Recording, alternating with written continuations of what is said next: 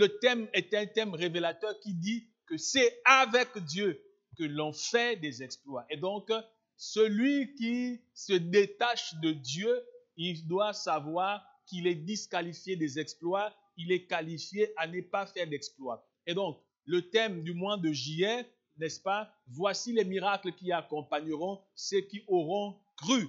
Alléluia. Marc chapitre 16 au verset 17. Voici les miracles qui accompagneront ceux qui auront cru en mon nom. Ils chasseront les démons, ils parleront des nouvelles langues. Ça, c'est le thème, le sous-thème du mois. Et le sous-thème de la semaine, on va le voir tout à l'heure. Laisse-moi te dire ceci en introduction et donne-moi de faire un balayage de compréhension. Tout a été fait, je l'ai dit autrefois, tout a été fait pour un but. Alors, tu rendras compte à Dieu. La Bible dit que chaque homme rendra compte à Dieu. Qui sait ça? Si tu le sais, tu rendras compte à Dieu par rapport à quoi? Par rapport à quoi? Oui, par rapport à comment tu aurais vécu, comment tu as géré ta vie, mais comment tu as fait ce que Dieu t'a demandé de faire. Il faut savoir qu'il n'y a point de hasard sur la terre. Si quelqu'un te dit que la vie est faite de hasard, il faut savoir que ce dernier se trompé ou il est en train de te mentir. La vie n'a pas de hasard. La vie n'a pas de hasard. La Bible déclare que Dieu a tout fait pour un but. Même le méchant, même le malheur, même la douleur, même l'échec. Donc, il a tout fait. Dieu, lui, a tout fait. Et donc, tout ce qui existe a été fait d'avance, préparé d'avance. Il n'y a rien qui existe. Le jour ne se lève pas par hasard. Tu n'es pas en bonne santé par hasard. Tu n'es pas là où tu es par hasard. Ce que tu es, ce n'est pas le fruit du hasard. Et donc, il nous faut comprendre que le hasard n'existe pas et comprendre la raison pour laquelle j'existe. Dieu ne te conduit pas à un environnement, un endroit par hasard. Le problème, c'est que les gens prennent plaisir au confort parce que obéir à la mission de Dieu nous sort de notre confort. Ce n'est pas une chose aisée. Tu n'es pas dans cette église-là, ici, assis là ce matin par hasard. La Bible déclare que c'est lui qui conduit les pas de ses serviteurs. Tu ne viens pas ici à répétition par hasard. La Bible déclare, Philippiens chapitre 2, verset 13, que c'est Dieu qui suscite en nous le vouloir et le faire. Et donc, c'est Dieu qui fait que tu reviennes ici, que tu as envie de venir. Mais la question, c'est, mais pourquoi?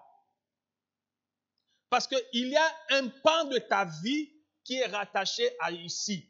Il y a une partie de ta vie qui est rattachée ici. Il y a une partie de tes grâces qui se trouve ici. Il y a quelque chose que Dieu, dans ta vie où tu es né, à Moulengbinza ou à Moulangfoala, je ne sais pas où tu es né, tu as fait tes études, tu as fini, tu es parti, et puis jusqu'à ce que Dieu t'amène ici. Dieu ne t'a pas conduit ici, là, ici, par hasard. La plupart repartiront d'ici sans avoir reçu ce pourquoi Dieu les a conduits ici, ce pourquoi Dieu les a dirigés ici. Et c'est pourquoi ce matin, je voudrais te faire comprendre ce que Dieu a mis dans mon esprit par son esprit. Tout a été fait pour un but, frères et sœurs. Il faut savoir que si tu es chrétien même, si toi tu es chrétien, il y a une raison, il y a un but. Pourquoi c'est toi qui es chrétien et ton voisin est païen? Pourquoi toi, tu viens à l'église, voilà que ton voisin dort chez lui, il boit ses regards, il vit sa best life. Pourquoi? Il y a une raison. Amen. Il y a une raison. C'est pourquoi il faut se poser les bonnes questions pour avoir les bonnes réponses. Nous sommes des chrétiens, ce qui veut dire des petits Christ. On nous appelle chrétiens. Chrétien veut dire petit Christ. Ça veut dire que nous sommes supposés manifester la nature de Jésus. Nous sommes supposés refléter Jésus. Et donc, je suis chrétien, pas parce que je suis meilleur. La Bible déclare que nul ne vient à moi si le Père ne l'attire. Si le Père ne l'attire. Jean 6, je pense 44. Et donc, c'est le Père qui nous attire et qui fait de nous chrétiens. Je suis chrétien pourquoi? Je suis chrétien pourquoi? Et tant que je n'ai pas compris pourquoi je suis chrétien, je ne serai véritablement pas un vrai chrétien. Et si je ne suis pas un vrai chrétien, alors je suis chrétien pour rien. Alléluia. Si tu ne comprends pas ça, alors tu viens à l'église pour rien. Tu viens à l'église pour perdre ton temps. Parce que personne n'est chrétien parce qu'il a fait une demande. La Bible déclare que nous avons été choisis à l'avance. Nous avons été prédestinés à l'avance. Moi, Brice Ndiengi, je ne suis pas pasteur par hasard. C'est un choix divin. Toi et moi, qui sommes chrétiens de base, nous ne le sommes pas par hasard. Mon désir ce matin est de t'amener à comprendre que si tu n'es pas en train d'être ce pourquoi tu as été suscité, alors tu vis pour rien. Tu vis pour rien. Et il faut savoir que c'est un danger monumental si tu n'es pas en train d'être ce que Dieu a dit que tu dois être, parce qu'à défaut d'être ce que Dieu a dit que tu dois être, tu seras ce que Satan a prévu que tu sois et vivre les conséquences qui vont avec. Quelqu'un dit Amen. Donc, si tu n'es pas ce pourquoi Dieu t'a suscité, alors tu es en danger. Nous sommes nés pour devenir. D'où le thème de ce matin, choisi et établi pour porter du fruit. Choisi et établi pour porter du fruit. Choisi et établi pour porter du fruit. Donc, tu n'es pas choisi pour rien. Et si tu as été choisi, ça veut dire qu'il y en a qui n'ont pas été choisis. Donc, tu as été sélectionné. Au milieu de la multitude, il y avait plusieurs. Et puis, il a dit toi. Non, pas toi, pas lui-là, non, oui, toi. Et c'est tombé sur toi. Mais pourquoi? Et donc, reconnais que tu es un choix divin. Reconnais que tu es une volonté divine. Reconnais que tu es un produit de Dieu. C'est Dieu qui a voulu que tu sois là. Donc, tu n'es pas un païen. Tu n'es pas un rejeté. Tu n'es pas un méprisé. Tu n'es pas un marginalisé. Tu es un élu. Un choix divin. Là où tu es, papa, maman, peut-être que tu n'as pas conscience à cause de l'habitude. Tu viens à l'église, tu pars, tu viens à l'église, tu pars. Laisse-moi te dire ce matin ce que Dieu te connaît. Amen. Et Dieu t'a choisi. Amen. Dieu, regarde-toi et dis-toi que Dieu t'a choisi. Tu n'es pas ici un intrus. Tu n'es pas ici un intrus. Tu n'es pas ici par hasard. Tu sembles ne pas avoir conscience parce que les mauvaises habitudes ont pris place sur les bonnes. Parce qu'en fait, la nature négative s'est plus installée. Et donc, tu as l'impression que, tu viens à l'église comme ça. Laisse-moi te dire, tu es conduit par le très haut, le Dieu tout-puissant. Tu es conduit par le ciel éternel. Quelqu'un dit Amen. Et donc, quand tu comprends ça, ça t'amène à être une personne différente. Parce que quand Dieu te choisit, ça veut dire que Dieu a un regard particulier sur toi. Oui, Dieu a un regard particulier sur toi. Tu es une personne spéciale. Dis que moi, je suis spécial. Dis, je suis spécial. Si tu n'as pas conscience de ça, tu ne vas pas te déplaire plus que ça. Parce que pour toi, tu estimes que, je viens à l'église comme ça. Non, c'est Dieu qui organise ton cœur pour que tu viennes à l'église. C'est Dieu qui organise tes pensées pour que tu viennes à l'église. C'est Dieu qui organise ton temps, qui planifie et qui met toutes choses en œuvre pour que tu sois là ce matin. Et donc, ma prière, vu que Dieu a voulu que tu sois là ce matin, ne sois pas là pour rien. Dieu t'a conduit, il a fait sa part. Dieu t'a conduit, il a fait sa part. Il t'a épargné des accidents, il a fait sa part. Il a protégé ta santé, il a fait sa part. Il a gardé ta maison, il a fait sa part. Et ce matin, tu es en bonne santé parce qu'il a fait sa part. Maintenant que tu es là où il a voulu que tu sois, fais ta part. Fais ta part. Alors qu'il a voulu que tu sois là où tu dois être. Si Jésus revenait ce matin, tu es là où il voulait que tu sois. Il a fait tout ce qu'il fallait faire. Il a fait ce que toi et moi ne pensons pas. S'il a fait ça et qu'il t'a amené là où tu es là, maintenant ce matin, s'il te plaît, fais ta part. Ta part consiste à faire quoi? À recevoir sa parole. Car à tous ceux qui l'ont reçu, tous ceux qui croient en son nom, elle a donné le pouvoir de devenir. Ce matin, reçois ce que Dieu va te dire. Dis à ton voisin, reçois ce que Dieu va te dire. Reçois ce que Dieu va te dire. Le verset de base, Jean chapitre 15 et 16 dira ceci. Ce n'est pas vous qui m'avez choisi, mais c'est moi qui vous ai choisi. Je vous ai établi afin que vous y allez et que vous portiez du fruit, et que votre fruit demeure, afin que ce que vous demanderez au Père en mon nom, il vous le donne. Alors, afin que ce que vous demanderez au Père en mon nom, il vous le donne. Afin que ce que vous demanderez au Père en mon nom, il vous le donne. Afin. Et donc, il dit quoi? Je vous ai choisi. Il dit, ce n'est pas vous qui m'avez choisi. Non, ce n'est pas moi qui ai choisi le Seigneur. Il m'a choisi. Amen. Parce que moi, j'étais un mauvais, mes yeux étaient mauvais. Je choisis les mauvaises choses. Mais lui, il m'a vu malgré mes mauvaises choses. Il m'a choisi. Donc, Dieu t'a choisi. Il t'a choisi. Il t'a choisi. Il t'a fait quoi? Il t'a établi. Pourquoi? Il dit, afin que vous alliez et que vous portez du fruit. Deux choses, choisi, établi, porter du fruit, afin que ma demande soit exaucée. Choisi, établi, porter du fruit, afin que ma demande soit exaucée. Donc, il dit quoi? Il m'a choisi. Il m'a choisi. Il t'a choisi. L'exaucement de ta prière n'est pas le fruit du hasard. Pourquoi certains sont-ils exaucés, d'autres non? Parce que Jésus a dit, pour que ta prière soit exaucée, tu dois porter du fruit.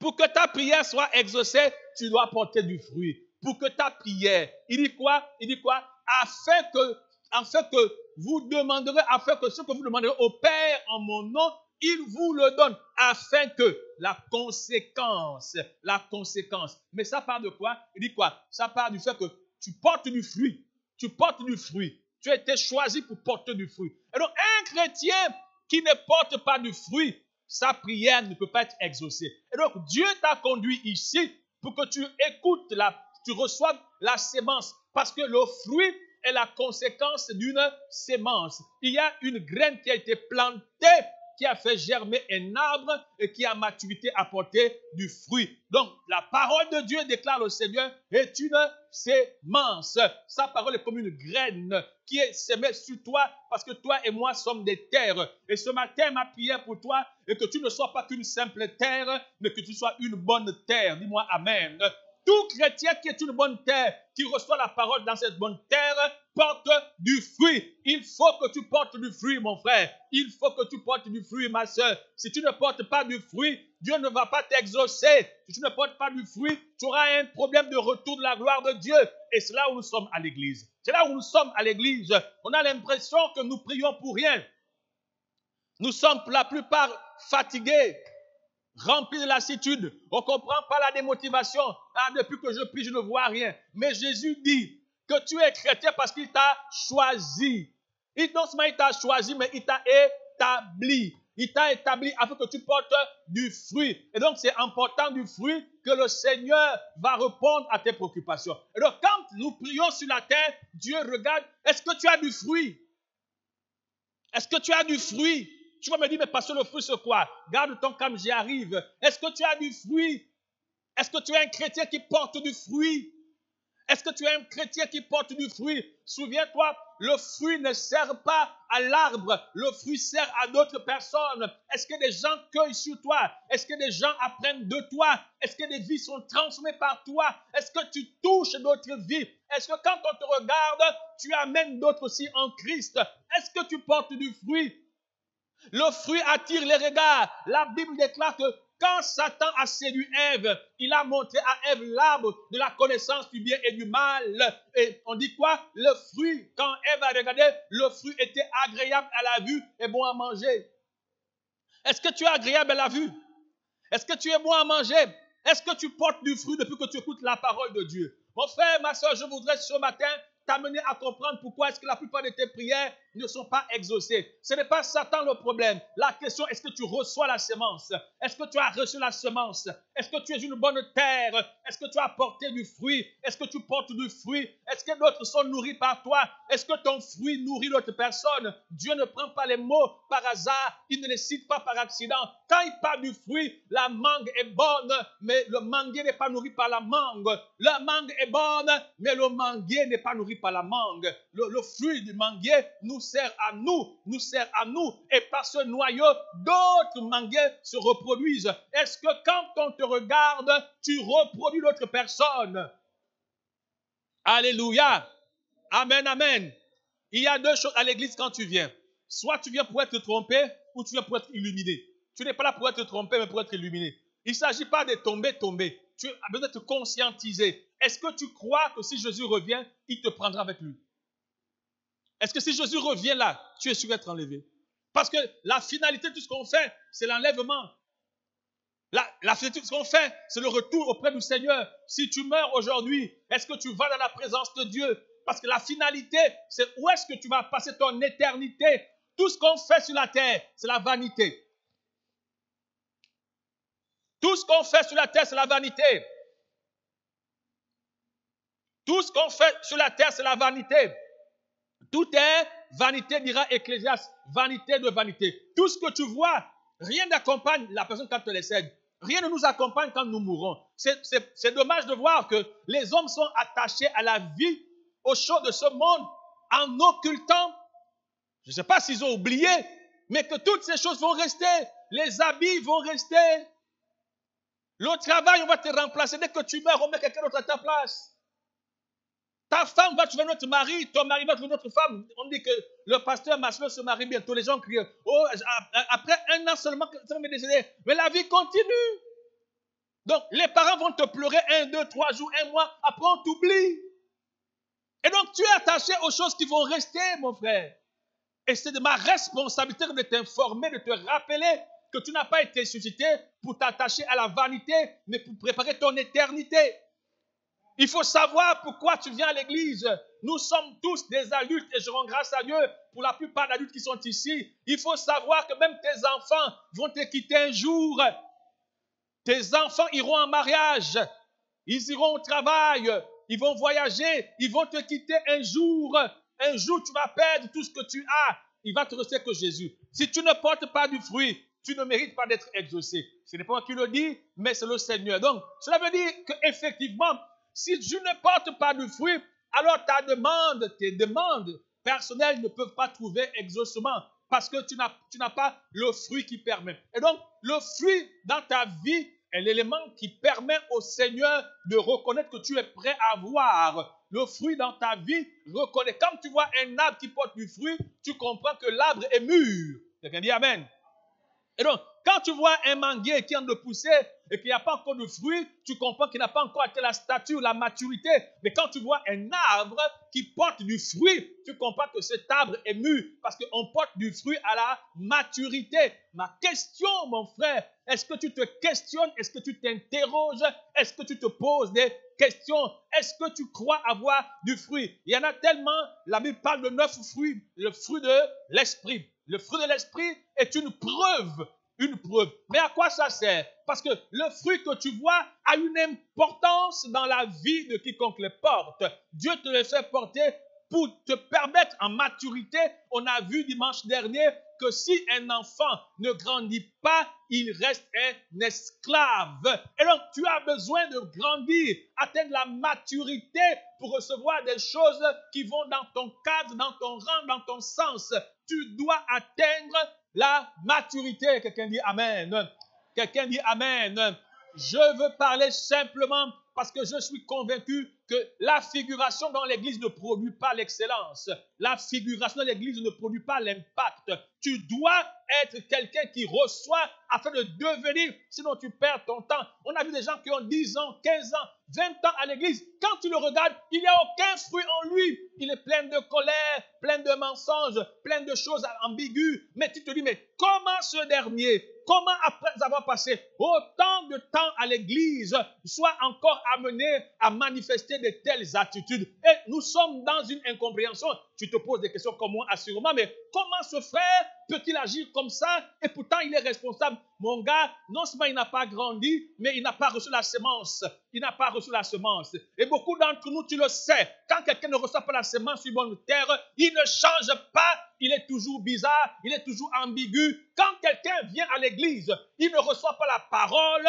Mon ami, même sans être un prophète, ça se voit dans sa vie, dans son mode opératoire, dans son caractère, dans son langage, dans son attitude, dans son comportement. Ça se voit. Quand quelqu'un vient à l'église, je dis, il n'est pas en dehors de l'église, mais il vient à l'église. C'est pourquoi ce matin on a dit, fais ta part. Quand tu viens à l'église, my God, quand tu viens à l'église et que tu reçois la parole de Dieu de tout ton cœur, ta vie est supposée changer. Si tu ne changes pas, ce n'est pas une affaire de chasser les démons. Ah, moi je suis comme ça. Oui, nous tous étions comme ça avant de connaître Jésus. Mais dès qu'on reçoit Jésus, on change, on change, on change. Quand tu reçois la parole produit du fruit. Quand tu reçois la parole, ta vie change. Tu deviens une nouvelle personne. Ton comportement change. Ce n'est pas négociable. Ce n'est pas négociable. Quelqu'un me dit Amen. Il y a que quand tu vois quelqu'un à l'église et tu te dis, mais pourquoi il est comme ça? Parce qu'il ne reçoit pas la parole. Il ne la reçoit pas. Il l'écoute, mais il ne la reçoit pas. Et c'est pourquoi ce matin, please, my friend, fais ta part ce matin. Fais ta part. Tu sais, il y a des choses, quand tu as reçu la parole, tu n'es plus quelqu'un à qui on montre les choses, mais tu deviens quelqu'un qui montre aux autres les choses. Quand tu n'as pas reçu, on te montre. Mais quand tu as reçu, tu deviens une démonstration de ce que tu as reçu. Quelqu'un me dit Amen. Quelqu'un me dit Amen. Et donc, c'est important de comprendre ces fondamentaux parce que simplement, nous perdons du temps à l'église et nos vies semblent pas avancer. Si tu ne portes pas de fruit, la Bible est claire. Il dit quoi? Il dit quoi? Je suis dans Matthieu chapitre 7 au verset 19. Il dit quoi? Tout arbre qui ne porte pas de bons fruits est coupé et jeté au feu. Tout arbre, nous sommes des arbres en Christ parce que nous avons reçu la sémence.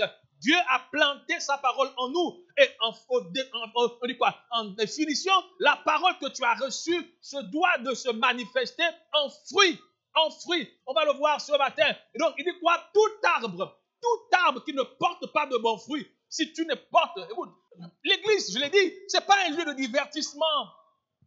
Ce n'est pas un lieu d'inconscience, d'insouciance. C'est un environnement où on vient changer ta vie. Parce que ta vie est changée par l'information.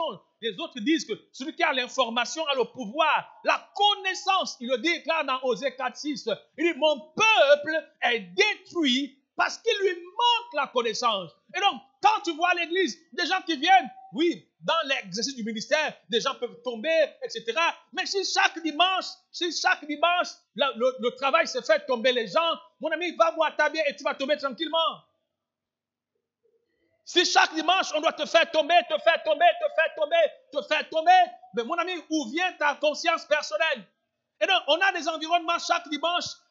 Quelqu'un va à l'église à 7h, il revient à 19h. On parle de quoi? On t'a vu, on te voit. Tout ça, ça peut arriver, on a vu. Mais quand ça devient une routine, c'est tous les jours, il y a un problème. Est-ce qu'on mange? Écoute, si tu fais manger du riz tous les jours, attention au beriberi. Il faut varier. Le manioc, le tubercule, le taro, les patates, les machins. Moi, tu manges les chenilles, moi, tu manges de tout ça. Il faut mélanger. On ne mange pas tous les jours la même chose. Et donc, je crois qu'il y a des jours où on fait tomber parce que les esprits doivent tomber. Il y a des jours où le Saint-Esprit saisit les gens. Il y a des jours où ta conscience doit s'éveiller. Il y a des jours où on doit te parler de la vérité qui doit illuminer ton esprit. Donc, il dit que si tu ne portes pas de fruits, tu es coupé, jeté au feu.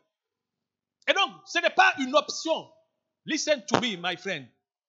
Dieu ne te supplie pas, il t'ordonne de porter du fruit. Si tu viens à l'église, tu ne portes pas de fruit. Va t'asseoir, écoute ma voix. Je déclare que ça va retentir dans ton esprit. Tu ne portes pas de fruit, tu seras coupé. Tu seras coupé. Tu seras coupé. Si ta vie chrétienne ne produit pas, mon frère, tu es en danger. Je te dis, tu es en danger. Je suis dans l'évangile de Luc, chapitre 13, du verset 6 à 7. Il dit aussi cette parabole, Jésus. Un homme avait un figuier planté dans sa vigne. Il vint pour y chercher du fruit et il n'en trouva point.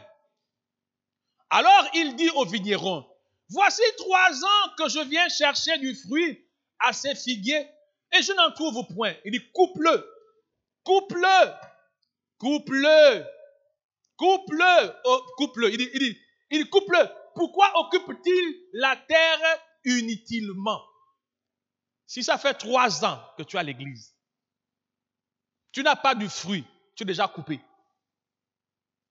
Si ça fait 3 ans, si ça fait plus de 3 ans que tu es à l'église et tu n'as pas du fruit, tu es déjà coupé.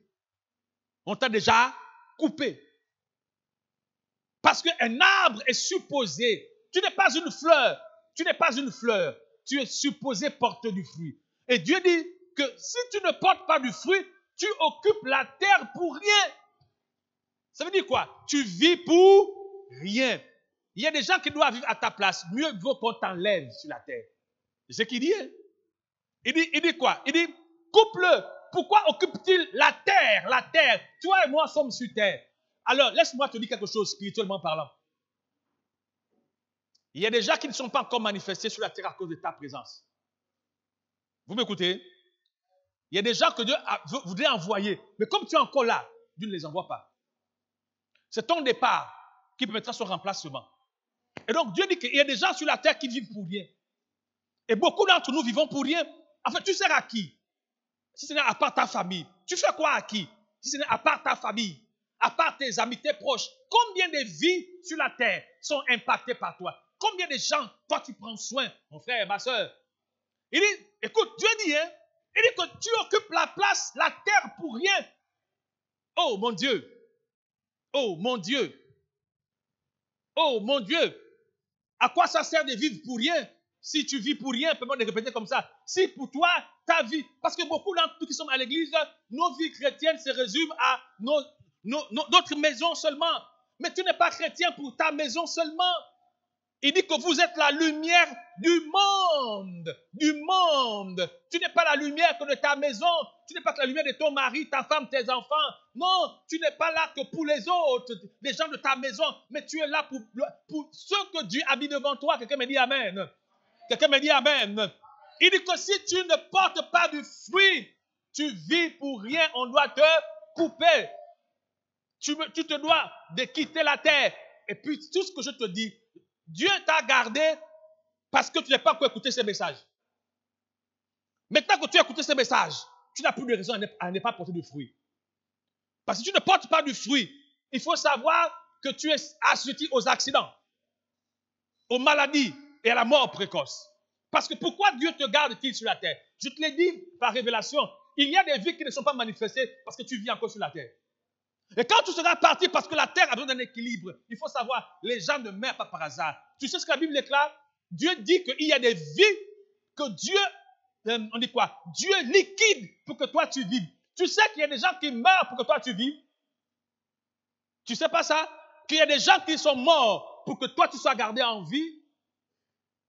Je l'ai eu, je n'ai pas le verset en tête, mais Dieu dit quoi? Dieu parle de donner des vies pour toi. Donc il y a des vies qui sont données quand le chronos de la mort, quand l'ange de la mort fait ses programmations de mort en disant, nous sommes le 40e, le 20, voici des gens qui doivent mourir de 0 heure à 18 heures ou à 24 heures, de 0 à 24 heures. Et donc les gens meurent comme ça. Et dans la liste, quand il envoie la liste au Seigneur, il dit, voici la liste des gens qui doivent mourir, partir de la terre. Et voici la liste des naissances des gens qui doivent arriver sur la terre. Dieu dit, non, lui là, il ne peut pas mourir maintenant. Lui, là, il ne peut pas mourir maintenant. Oh non, non, il dit, bon, écoute, prends tel, et il meurt. Lui, il reste en vie. Ça fonctionne comme ça. Ça fonctionne comme ça. Pourquoi Dieu va te pargner, va te garder sur la terre? Quel est ton niveau de rentabilité? Qu'est-ce que Dieu gagne pour toi? Qu'est-ce que Dieu gagne en toi? Qu'est-ce que Dieu gagne avec toi? Souvent, quand tu te poses des questions, ça nous amène, les gens, vous savez, si Dieu a tout fait pour un but, c'est que j'existe pour un but. Pourquoi moi, je suis conscient? Pourquoi moi, je suis responsable alors que les gens plus âgés que moi vivent leur vie en mode bricolage et cafouillage, s'en foutent? Pourquoi Dieu a mis en toi une conscience et d'autres, il les laisse dans l'insouciance? Pourquoi? D'aucuns pensent que c'est pour faire les enfants. Non. Il y a des stériles sur la terre. Il y a des stériles sur la terre. Et donc, faire les enfants, avoir les enfants, n'est pas la raison pour laquelle Dieu t'a mis sur la terre. Même si ça fait partie du processus, mais la raison pour laquelle Dieu t'a enlevé du monde, du péché, du bourlingage, pour t'amener en Christ, en Jésus-Christ, ce n'est pas pour que tu continues à vivre ta vie du monde en Christ, non. C'est pourquoi il dit dans 2 Corinthiens 5, 17 que si quelqu'un est en Christ, il est une nouvelle créature. Les choses anciennes sont passées. J'ai l'impression, parce qu'effectivement, il est fort malheureusement de constater que des gens viennent à l'église, sont à l'église, mais ils ont leur vie païenne, ils ont leur vie du monde, ils se comportent comme ils étaient avant. Non, c'est pas ce que ça veut dire. Dieu, s'il voulait te garder dans ce modèle de vie, il t'aurait laissé tranquillement continuer ta vie en dehors du christianisme. Mais s'il t'a pris, il t'a touché par un évangile, quelqu'un est venu te prêcher Jésus, quelqu'un t'a parlé du salut, et puis tu as accepté Jésus parce que c'est lui qui rend toutes choses possibles, il y a une raison. Il y a bien raison. Si tel n'était pas le cas, il t'aurait laissé vivre ta vie comme avant. Et donc, tu ne peux pas continuer à vivre ta vie comme avant en étant en Christ, en étant dans le christianisme, en devenant enfant de Dieu. Tu n'es plus une créature de Dieu. Tu changes de statut. C'est lui qui t'a choisi. Mais pourquoi? Why? Pourquoi moi je chante à l'église? Pourquoi ma vie est à l'église? Il y a une raison. Et ce qui me dépasse, ce que la plupart de chrétiens sont dans l'obscurantisme avéré, ils comprennent que dalle. Ils sont à l'église, ils pensent qu'ils viennent à l'église pour chercher le mari, pour chercher les enfants, le travail, les bachins, les patatis, les patatras. Alors que la mission pour laquelle Dieu t'a cité est une mission qui dépasse les enfants. Il y a des vies qui doivent être sauvées par toi. Si tu ne portes pas du fruit, c'est pour rien que tu vis. C'est pour rien que tu es à l'église. Si ta vie n'est pas rentable. Quelqu'un me dit amen. Quelqu'un me dit amen. Tu sais, quand on était dans le monde, on avait une manière de penser. Je ne sais pas pour toi, mais pas toi, ton voisin. Est-ce que tu continues à penser de la même manière quand tu es dans le monde? Quand dans le monde, on avait des objectifs mondains qu'on poursuivait. Quand on était dans le monde, on avait des désirs, des plaisirs. Avant que je ne sois chrétien, je poursuivais ma vie mondaine d'une manière brutale. Je vivais comme un mondain. Ça veut dire qu'un mondain vit comme un animal. Je n'avais pas de restrictions, pas de limites. J'allais où je voulais, je faisais ce que je voulais, je buvais ce que je voulais, je mangeais où je voulais, je dormais où je voulais. Je n'avais pas de comptes à rendre aux gens. J'étais comme un animal, comme un chien qui allait partout faire ce qu'il voulait. Je n'avais pas de comptes à rendre. Mais je ne peux pas continuer, je deviens chrétien et je continue à vivre comme ça. Je n'ai pas de comptes à rendre, c'est que tu n'es pas encore chrétien. Tu n'es pas encore chrétien.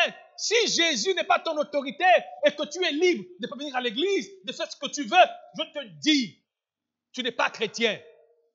Tu n'es pas chrétien. Ne te mens pas. Oh, tu es baptisé. On t'a mis dans l'eau froide seulement. Tu as pris un bain froid le matin à la plage, je ne sais pas où, ou dans la piscine. Tu n'es pas chrétien. Tu n'es pas... Il faut te le dire en vérité, mon frère. Si Jésus n'est pas ton autorité, tu ne dépends pas de lui, et tu n'es pas soumis à lui, tu n'es pas chrétien. Tu n'es pas chrétien. Quelqu'un a dit qu'au Gabon, on est 80% de chrétiens. Je lui ai répondu, je lui ai dit non, on est peut-être 20% de chrétiens. Tu fais ce que tu veux. Qui te commande? Peut-être ta femme qui te commande, ou ton mari qui te commande, ou ton père. Mais toi qui te commande, est-ce que Jésus est ton chef? Est-ce que Jésus te commande? Qui te commande? Ton père, ta mère, ta grand-mère, tes grands-parents, tout ça. Mais est-ce que Jésus, est-ce que la parole est ton autorité? Quand Jésus a dit ça, est-ce que c'est ça? Quand Jésus a dit ça, est-ce que c'est ça? J'écoute des gens faire des débats théologiques sur... Mon ami, tu sais, c'est de l'embrouillamini, tout ça. Si tu crois, si tu as accepté Jésus, tu ne fais pas des débats de catégorie inférieure. Tu ne débats pas avec la vérité. Oh, certains disent que Dieu comme ça, comme ça. Mon ami, qu'est-ce qui est écrit? Oh, Dieu dit ça, on fait. Fais. C'est tout. Et donc, si tu ne portes pas de fruit, tu seras retranché. Tu seras retranché. Il dit de la terre, hein? De la terre. De la terre. Donc, tu n'as pas de raison d'être sur la terre. Tu ne portes pas de fruit. En tant que chrétien. Parce que regarde, avant que tu sois dans le monde, tu t'es qualifié à la mort prématurée. Ce sont les enfants de Dieu qui sont sous la couverture de Dieu et Dieu préserve leur vie. Parce que tu es enfant de Dieu, Dieu t'évite les accidents, les maladies, les choses. Même si tu tombes malade, Dieu te protège, Dieu te relève. Et donc, sa main te couvre et empêche à ce que le plan du diable s'accomplisse dans ta vie. Ça, c'est parce que tu es chrétien. Avant que tu ne sois chrétien, tu étais un candidat à la mort prématurée. Je te dis, si je n'avais pas accepté Jésus, soit je serais mort, mais ou endommagé. Parce que ma vie est un témoignage. De toute façon, j'ai commencé avec ma vie, j'ai mal commencé ma vie. Et je rends grâce à Dieu qui m'a repêché très vite. Très vite. Et donc, depuis, moi je suis chrétien, je ne vis plus comme un païen. Je n'ai plus la même vie que celle que j'avais quand je n'étais pas à l'église.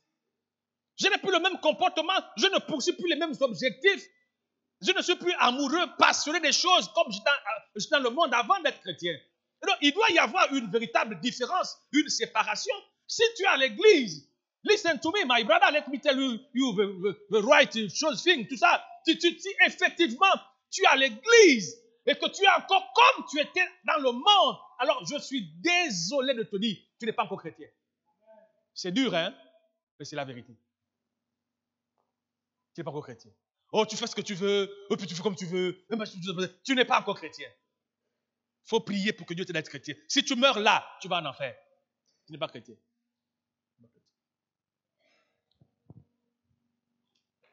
Tu n'es pas chrétien. Galates chapitre, tu sais ce que Dieu dit. Quand on dit, il parle de choisir, établi. Quand on parle d'établi, je regarde la définition, établi, qui est stable, durable, qui exerce son pouvoir de manière durable. Mais ce n'est pas possible. Donc Dieu t'a suscité, non seulement que tu portes du fruit, mais que ta vie soit stable. Oh Dieu. Ta vie soit stable. Et que tu opères dans la puissance. Ta stabilité n'est pas circonstancielle. Une stabilité durable. Non, mais tu sais, Dieu ne m'a pas suscité pour que ma vie soit vacillante, une vie trompée, embrouillée partout. Dieu m'a suscité pour que ma vie soit stable. Je dois avoir une vie stable, mon frère. Une vie stable. Je n'ai plus le copain. J'ai un seul mari, une seule femme, une vie stabilisée. Une vie stabilisée. Avant que tu ne sois en Christ, ta vie était instable. Mais quand tu viens en Christ, ta vie doit être stable. Tu n'es plus partout dans tous les décès, c'est toi. Là où il y a la mort, tu sais où il y a la mort pour partir. Non! Quand tu deviens chrétien, ta vie est stable. Établie, stabilisée. Établie, normalisée. Donc Dieu t'a choisi pour normaliser ta vie. Hey. C'est pourquoi quand tu vois un chrétien stable, tu te dis, mais c'est pourquoi ça t'étonne. Même le fait que toi tu sois comme lui. Mais quand tu le vois faire des choses comme ça, t'étonnes que, oh, un chrétien fait ça. C'est vrai que toi tu fais ça. Tu es comme lui, mais quand tu vois faire, ça t'étonne parce que nous tous, nous sommes étonnés de voir un chrétien instable. Nous tous, on est étonnés de voir quand un chrétien est stable. Ça nous choque. What a shock. Ça nous choque de voir un chrétien stable. Et donc quand tu vois un chrétien ballotté à tout va, tu dis, oh, un chrétien peut faire ça. Mais pourtant, tu fais ça. Et peut-être tu es comme ça. Mais quand tu vois ça, tu dis, oh, un chrétien peut faire ça. Et puis on te rappelle de toi, si tu fais ça, tu dis, ah bon. Pourquoi? Parce que ça déstabilise. Quand tu vois un chrétien instable, ça crée une confusion. Je ne sais pas pour la plupart des chrétiens, mais moi je me dis, mais mon Dieu Seigneur, est-ce que parce que je suis pasteur? Non. Pourquoi? Comment les chrétiens font? Non, demandez à mon épouse. Je n'étais pas pasteur.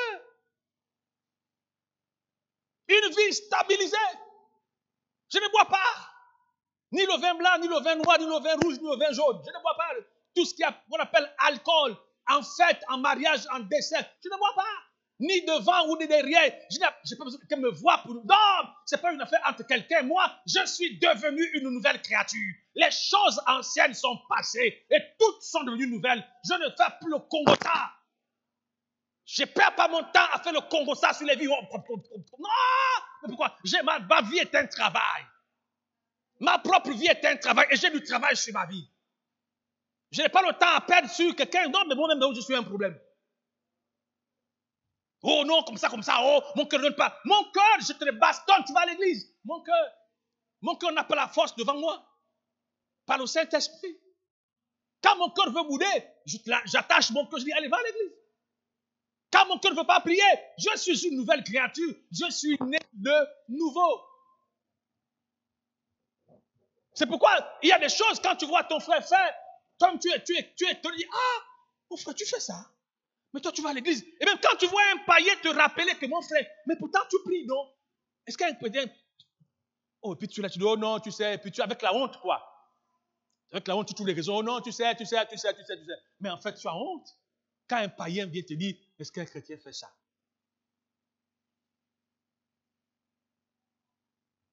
J'ai décidé de lui appartenir. J'ai décidé de lui appartenir. J'ai décidé lui appartenir. Moi, j'ai décidé. Oh, malgré les problèmes, lui appartenir. Malgré les soucis, de lui. Malgré le manque d'argent, de lui appartenir. Moi, j'ai décidé. C'est un choix. Tu as accepté Jésus comme Seigneur et Sauveur. Il y a des décisions. Job 22, 28 dit quoi? Il dit, à tes résolutions répondra le succès. À tes résolutions répondra le succès. Maintenant, les fruits dont il parle, on dit le fruit de l'esprit manifesté en plusieurs dimensions. J'aime ça dimension. Galates chapitre 5 nous dit quoi? Mais le fruit de l'esprit, c'est l'amour, la joie, la paix, la patience, la bonté, la bénignité, la fidélité, la douceur, la tempérance. My question, est-ce qu'il y a ça chez toi? Est-ce que tu manifestes ça? L'amour. Est-ce que tu aimes le Seigneur? Est-ce que ton cœur est passionné? Il commence par quoi? Mais le fruit de l'esprit, c'est quoi? Il commence par quoi? L'amour. L'amour, pourquoi? Parce que l'amour est le couronnement de toute la loi. L'amour, c'est la nature, c'est la personne de Dieu. Et donc, il dit quoi? Il dit quoi? Le fruit que tu dois manifester par le Saint-Esprit, c'est l'amour. Est-ce que tu aimes le Seigneur? Est-ce que tu aimes ton prochain? Alors, quand on aime son prochain, qu'est-ce qu'on fait? On lui donne ce qui est bon. Aimer son prochain, c'est protéger son prochain. Aimer son prochain, c'est prendre soin de son prochain. Aimer Dieu, c'est prendre ce que Dieu a dit, l'implémenter. Est-ce que tu aimes Dieu? Ou bien tu aimes ton mari, tu aimes ta femme, tu aimes tes enfants? Est-ce que tu aimes Dieu au point où ta vie, véritablement, est soumise à lui? Est-ce que tu aimes le Seigneur? La raison pour laquelle nos vies s'obscurantisent en continu, c'est parce que l'élément fondamental, l'amour du Seigneur, a disparu. La plupart des gens sont à l'église avec une pensée de ce que Dieu est capable de faire. Je ne refuse pas que Dieu, notre Père, prenne soin de nous. C'est tout à fait normal, légitime. Mais tu sais, j'ai dit à mes enfants, quand ton enfant ne t'appelle que pour tes besoins, parce que tu peux apporter un bien, il y a un problème. L'enfant doit t'appeler, bonjour papa, comment ça va? J'ai juste voulu te dire bonjour, bien réveillé, oui. Bonjour maman, comment ça va? Que Dieu te bénisse. Je suis fier d'être ton enfant. Je rends grâce à Dieu, tu m'as donné la vie. Mais si à chaque fois on t'appelle, maman, oh j'ai faim ici. Maman, il n'y a rien à manger ici là. Ça c'est un enfant.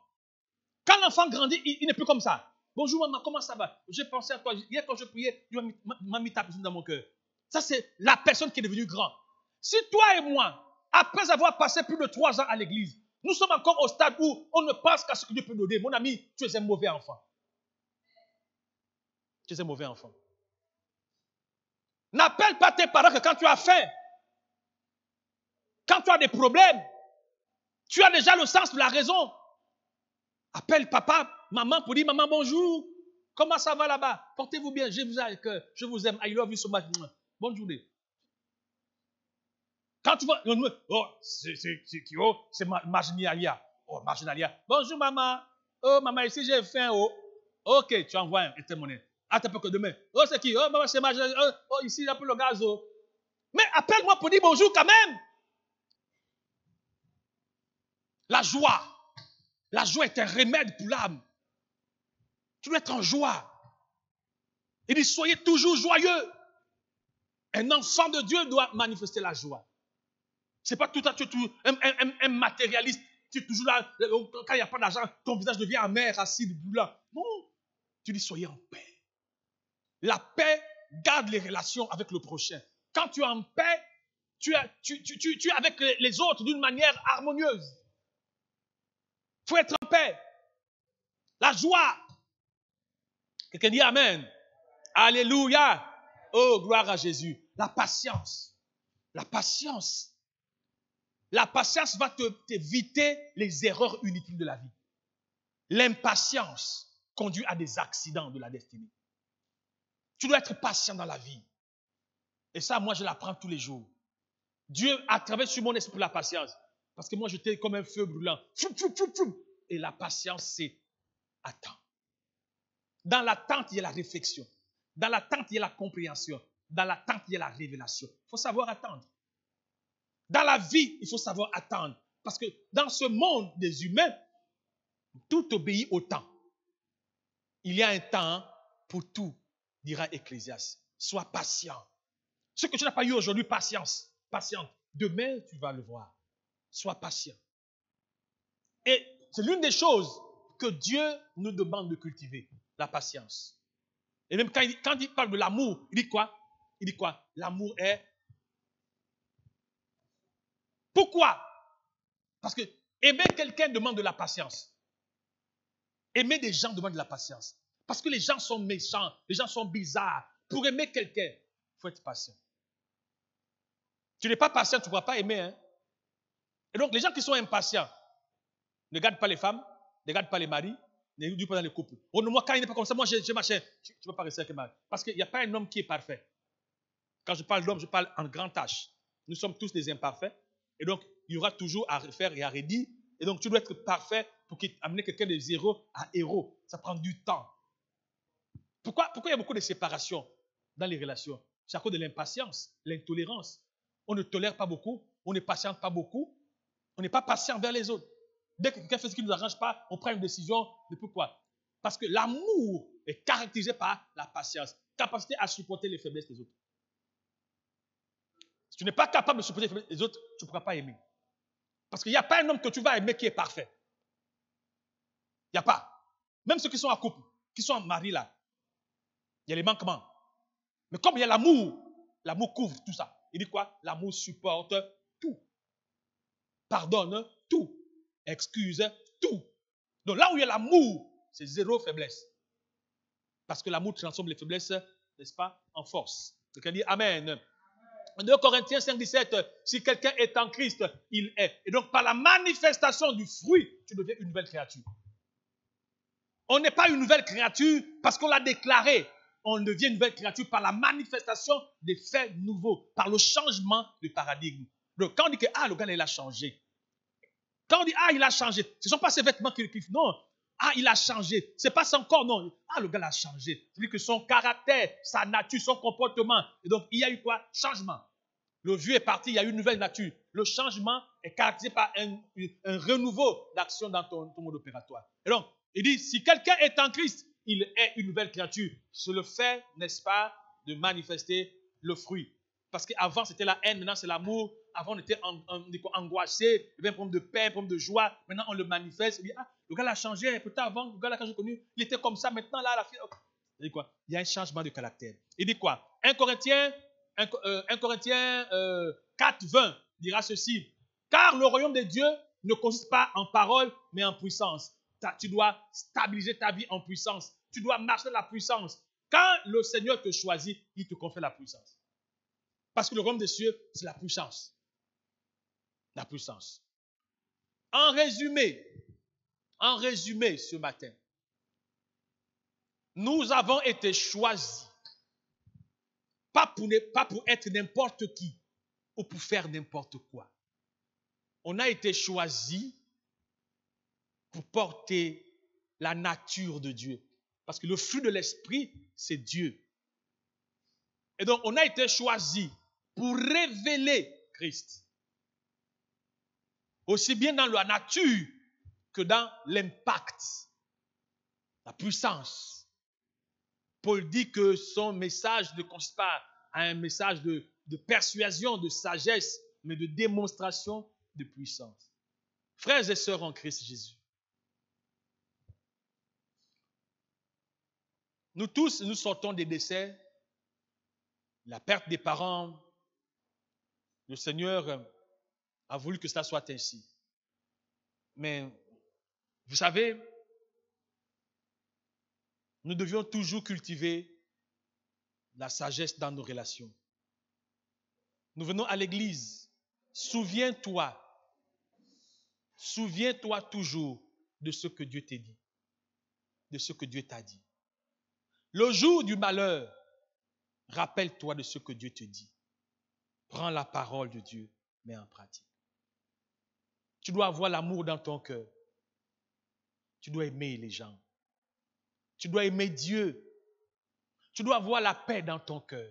On t'a fait du mal, pardonne, avance, mets la paix dans ton cœur. Tu dois avoir la joie dans ton cœur. Tu dois être patient envers les autres. Tu dois être bon. La bonté, tu dois être bon. Tu dois être fidèle. Tu dois être tempérant. Ne t'emporte pas dans les choses de la vie.